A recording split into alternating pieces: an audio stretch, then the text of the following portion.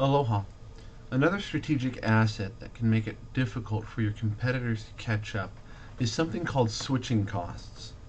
Switching costs exist when customers incur some sort of expense moving from one product to another.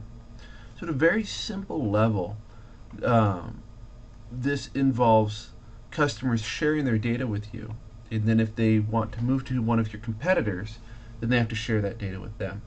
So, Netflix is one example we'll look at. Uh, when viewers watch movies on Netflix, they rate the movies they watch. Give it 5 stars or 2 stars or whatever. Though that information is then used by Netflix to generate recommendations for appropriate movies that you might enjoy. If you were to move to another competing video service, then you have to put in your rating information all over again. Okay?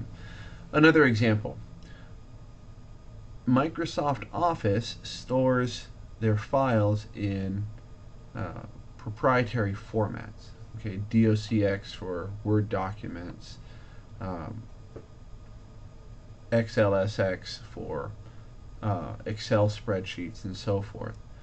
Okay, if you have all of your data stored in Microsoft Office formats, then if you were to switch to a competing product like OpenOffice, then all of your data is kind of locked up here. Then you're going to have to convert all of your data files over to the new format. Okay. Now, there are software converters and things like that, and then you have to go through and check and make sure your documents are formatted right after you've converted them over. And it's doable, but it takes time. Okay.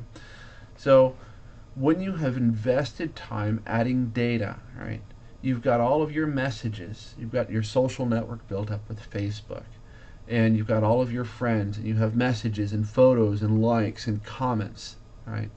Now, you could take all of your data and make a backup copy, and Facebook actually does allow you to back up your social networking experience. But what's hard to do is to take those interactions, it's virtually impossible, take all those interactions, all those comments, all those messages between you and your friends, and not only back them up so that you can view them on your own machine, but import them into some competing social networking space like Google Plus or YouTube or LinkedIn or what have you, right? Because the data is stored in a slightly different way. Okay? It's not structured, it's not categorized, it's not indexed. So moving data from one service to another can be very, very costly. Okay? So it incurs what's called a switching cost. Okay?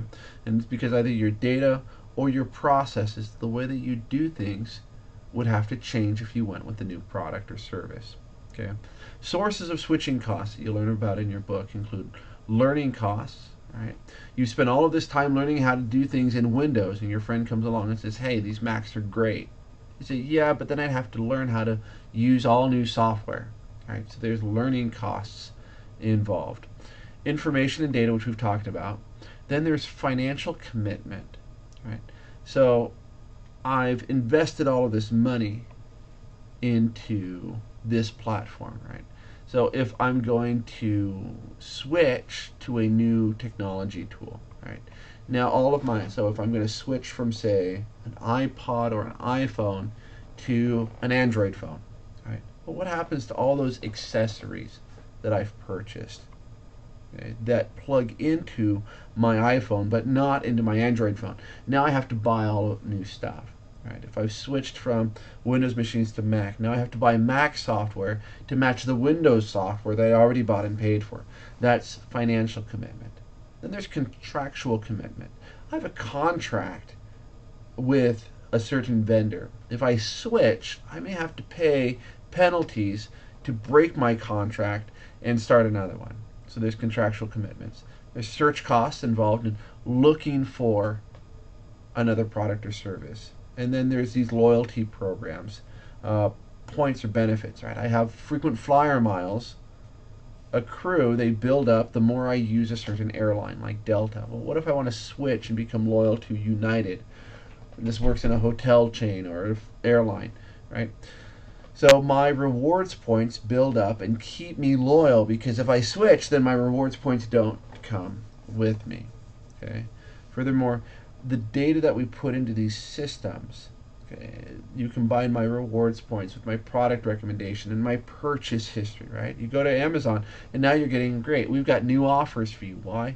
All of these information feeds, these recommendations, these savings that I'm getting, build up as I use the service more over time.